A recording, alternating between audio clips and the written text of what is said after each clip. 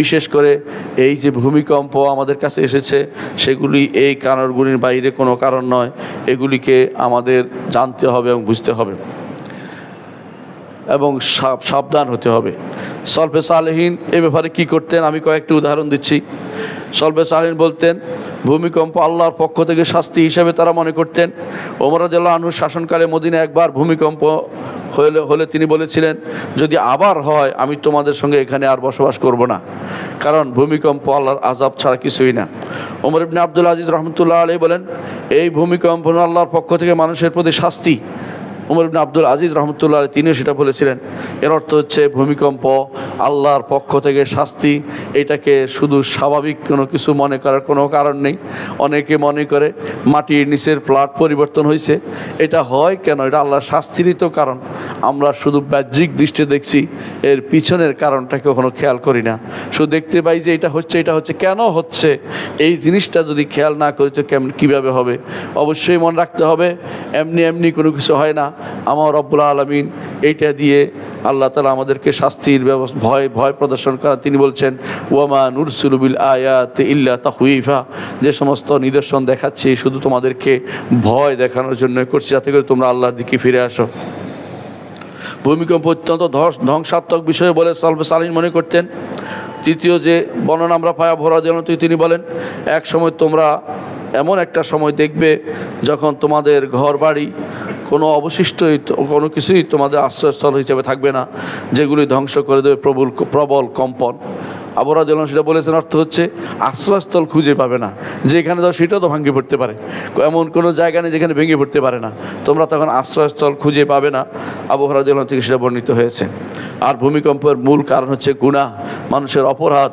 মানুষ যে দৈনন্দিন গুনাহ করে যাচ্ছে, গুনাহকে বেপরোয়া হয়ে যাচ্ছে, মদ খাচ্ছে, সুদ খাচ্ছে, ঘুষ খাচ্ছে এবং মিথ্যা কথা বলছে এবং গান বাদ্য চালু করে দিয়েছে, নিজের ছেলে মেয়েদেরকে গান শিখাচ্ছে, গানের উপরে বেসাতি করছে, মানুষদেরকে গানের প্রতি উৎসাহ দিচ্ছে এবং এটা বিভিন্ন রকমের পড়ানো হচ্ছে, এটাকে বিভিন্ন প্রাতিষ্ঠানিক রূপ দেওয়ার চেষ্টা করা হচ্ছে। এর কারণে আল্লাহর পক্ষ থেকে আযাব ও গজব নাজিল হওয়ার বেশি বাকি নেই। তার মধ্যে একটি হচ্ছে ভূমিকম্প। কাব আহবার রাহিমাহুল্লাহ বলেন, মানুষ যখন জমিনে গুনাহ করে তখন জমিন আল্লাহর ভয়ে কেঁপে ওঠে, জমিন আল্লাহর ভয়ে কেঁপে ওঠে। ইবনুল কাইয়িম রাহিমাহুল্লাহ বলেন, গুনাহর প্রভাবে জমিনে ধস ও ভূমিকম্প ও বরকত হানি নেমে আসে। ইবনুল কাইয়িম রাহমাতুল্লাহ আলাইহি যেটা বলেছেন, অর্থাৎ গুনাহর প্রভাবেই, আমাদের গুনাহর প্রভাবে জমিনে ভূমিধস, ভূমিকম্প এবং জমিনের বরকত কমে যাচ্ছে। প্রশ্ন করতে পারেন আল্লাহ তাআলা কেন ভূমিকম্প সৃষ্টি করেছেন? ভূমিকম্প সৃষ্টি করার কয়েকটি কারণ, ভূমিকম্পর কয়েকটি কারণ কোরআন এবং সুন্নাহ ভিত্তিক সলফে সালেহীন বক্তব্য ভিত্তিক কিছু কারণ আমি উল্লেখ করব। এক নম্বর কারণ হচ্ছে পরীক্ষার জন্য। তিনি মানুষকে যাচাই করেন কে আল্লাহর পক্ষে আসবে কি আসবে না। লিয়াবলুয়াকুম আইয়ুকুম আহসানু আমালা, কার আমল সুন্দর সেটা পরীক্ষা করার জন্য। কারণ আল্লাহ তাআলা জীবন ও মৃত্যু দিয়েছেন, এই কারণে জীবন ও মৃত্যুর মূল কারণ হচ্ছে লিয়াবলুয়াকুম আইয়ুকুম আহসানু আমালা, কার আমল সুন্দর সেটা তিনি পরীক্ষা করবেন। আমাদের মূল উদ্দেশ্য হচ্ছে আল্লাহর ইবাদত করা। আল্লাহর ইবাদত থেকে দূরে সরে গেলে তিনি আমাদেরকে কেন রাখবেন? তিনি ভূমিকম্প দিয়ে আমাদেরকে ধ্বংস করে দিতে পারেন। ভূমিকম্পের দ্বিতীয় কারণ হলো কিয়ামতের একটি নমুনা হিসাবে তিনি আমাদেরকে ভূমিকম্প দিচ্ছেন।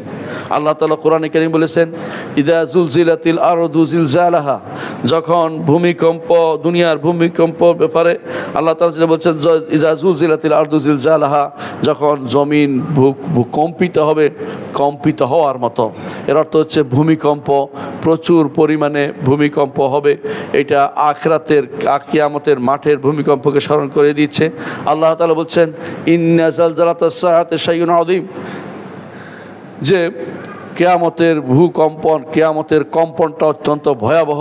ইয়াউমা তারাউনাহা তাযহালু কুল্লু মুরদিআতিন আম্মা আরদাত, যেদিন ভূমিকম্প দেখবে প্রত্যেকটি মা তার সন্তান থেকে বিমুখ হয়ে যাবে এবং ওয়াতাদাউ কুল্লু যাতি হামলিন হামলাহা, পেটের ভিতরে বাচ্চা থাকলে তা ফেলে দিবে ভয়। এসব হচ্ছে ভূমিকম্পর কারণ, যেটা আল্লাহ তাআলা আমাদেরকে আখিরাতের ভূমিকম্প সম্পর্কে সাবধান করছেন, সেখানে ভয়াবহ রূপ লাভ করবে। এখনও আপনারা দেখতে পাচ্ছেন পাচ্ছেন কোথাও ভূমিকম্প হলে মানুষ শুধু নিজেকে নিয়ে দৌড়ায়, সন্তান রেখে যায়, কারো কথা মনে করে না, নিজে বাঁচার চিন্তা করতে থাকে। হাসরের মাঠের অবস্থা একটু চিন্তা করুন, যখন বিশাল কম্পন হবে মানুষ তখন কারো কথা চিন্তা করবে না, নিজেকে নিয়ে শুধু চিন্তা করবে। এত চিন্তা করে পারবেন না, নিজের আখিরাত নিজে তৈরি করুন, এখনও সময় আছে। ফিরে আসুন আল্লাহর দিকে, ফাফিরু ইলাল্লাহ, আল্লাহর দিকে ফিরে আসুন। আল্লাহর দিকে ফিরে না এসে কোন দিকে যাবেন? যাবার কোনো জায়গা নেই। ইলাইহিল মাসির, ইলাইহিন নুশুর, তার কাছেই প্রত্যাবর্তন করতে হবে, তার কাছে, তার সামনে উপস্থিত হতে হবে। সুতরাং যত দ্রুত সম্ভব এই ভূমিকম্পের মাধ্যমে আখিরাতকে স্মরণ করুন, আখিরাতের ভূকম্পনকে স্মরণ করুন। তৃতীয়ত, ভূকম্পনকে আল্লাহ তাআলা আমাদের জন্য রেখেছেন ভীতির একটি মাধ্যম হিসাবে, যাতে আমাদের অন্তরের মধ্যে, হৃদয়ে সেটা না দেয়, আমরা যেন আল্লাহকে ভয় করি, ফিরে আসি, হারাম পরিত্যাগ করি এবং আল্লাহর দিকে চলে আসি। আল্লাহ তাআলা চান যে আমরা তওবা করে তার দিকে চলে আসি।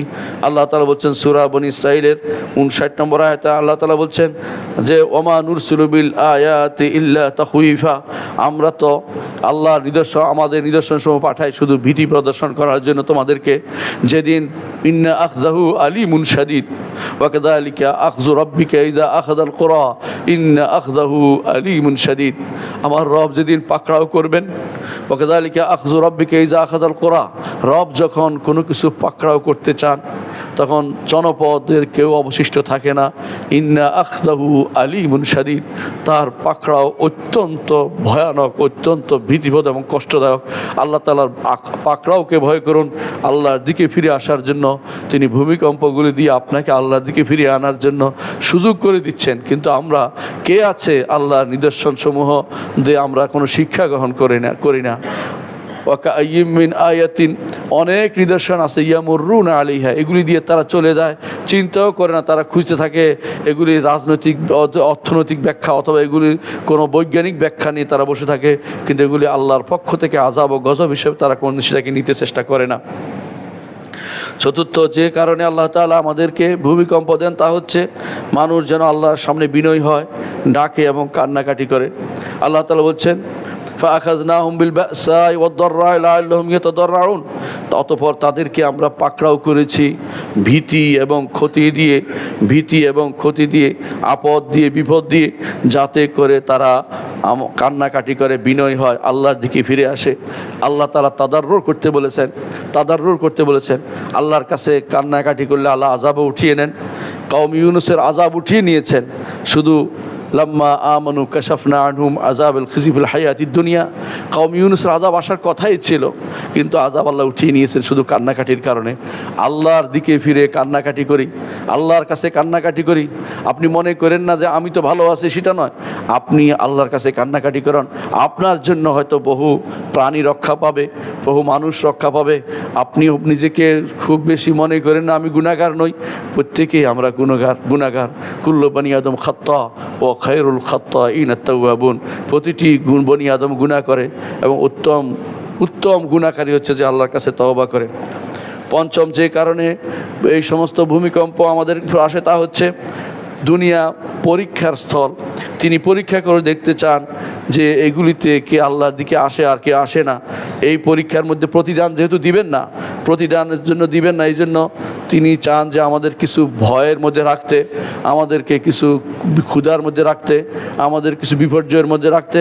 আল্লাহ তাআলা বলছেন ওয়ালানাবলুওয়ান্নাকুম বিশাইইম মিনাল খাউফি ওয়াল জু' ওয়া নাকসিম মিনাস সামারাত ওয়াল মিনাল আনফুসি ওয়াস সামারাত ওয়া বাশশিরিস সাবিরিন।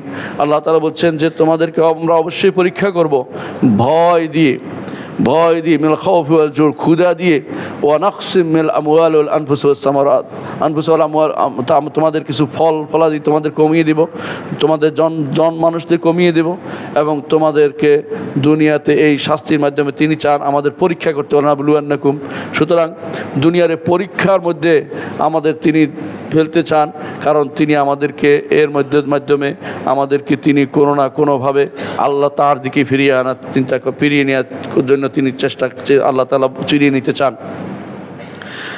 এখন হয়তো আপনি বলতে পারেন ভূমিকম্প দেখা যাচ্ছে মুসলিমদের দেশে বেশি হয়, কাফের দেশে কম হয়।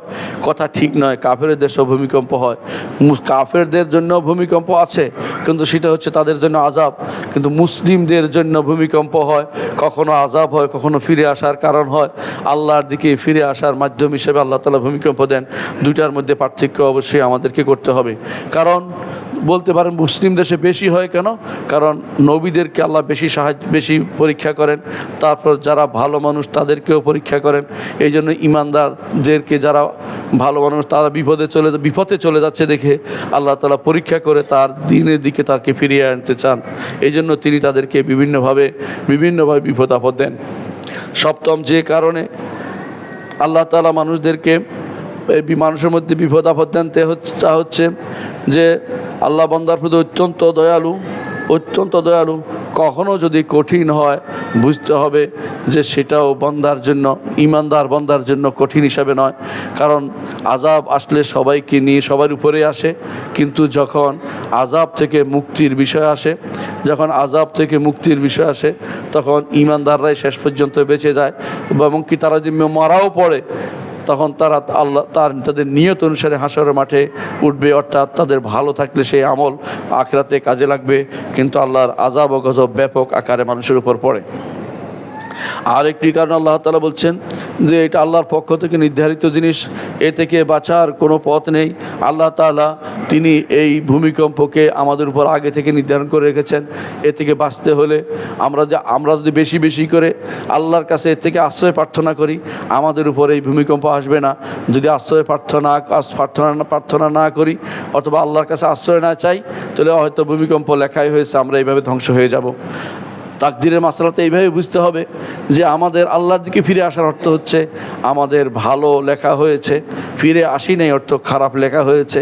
কি লেখা হয়েছে সেটা আমরা জানি না। যদি বেশিরভাগ মানুষ খারাপের দিকে চলে, বুঝতে হবে আমাদের ভবিষ্যৎ ভালো নেই, আমাদের তাকদীরে ভালো কিছু লেখা নেই। আমরা তাকদীরের মধ্যে যা লেখা হয়েছে আমাদের জন্য খারাপ হিসেবে দেখা দিবে, যদিও আল্লাহ তাআলার নির্ধারণে কোনো খারাপ কিছু নেই। ইমাম ইবনে কাইয়্যিম রাহমাতুল্লাহ আলাইহি বলেন যে আল্লাহ তাআলা পৃথিবী বান্দাকে দেখিয়ে দিতেন চান যে তার এত নেয়ামত ভোগ করার পরেও মানুষ কেন আল্লাহর বিরুদ্ধে চলে যাচ্ছে, এটা তিনি দেখিয়ে দিতে চান যে তোমাদের শাস্তি কত ভয়াবহ হতে পারে। তিনি আরও বলেন, কখনো আল্লাহ পৃথিবীকে নিঃশ্বাস নেওয়ার অনুমতি দেন, এতে বড় ধরনের ভূমিকম্প সৃষ্টি হয়, এতে আল্লাহর বান্দারা ভয় পায়, আল্লাহর দিকে ফিরে আসে, পাপ থেকে বিরত হয় এবং আল্লাহর কাছে ক্ষমা চায়, কোনো রকম অভিযোগ দেয় না। অনুরূপভাবে আল্লাহ তাআলা কোরআনে কারীমে বলেছেন, লা ইউসআলু আম্মা ইয়াফআলু ওয়া হুম ইউসআলুন। আল্লাহ তাআলা কী করছেন আপনার প্রশ্ন করার অধিকার নেই। ভূমিকম্প তিনি দিবেন, কিন্তু আপনাকে প্রশ্ন করবেন কেন, ভূমিকম্পের কারণ তোমরা কেন হলে, তিনি দিবেন অবশ্যই। লা ইউসআলু আম্মা ইয়াফআলু ওয়া হুম ইউসআলুন। তিনি কেন দিছেন এই প্রশ্ন করতে পারবেন না, কারণ তিনি তার রবুবিয়তের সর্বেসর্বা, তার প্রভুত্বের সর্বসর্বা, সেখানে কারো প্রশ্ন করার অধিকার নেই।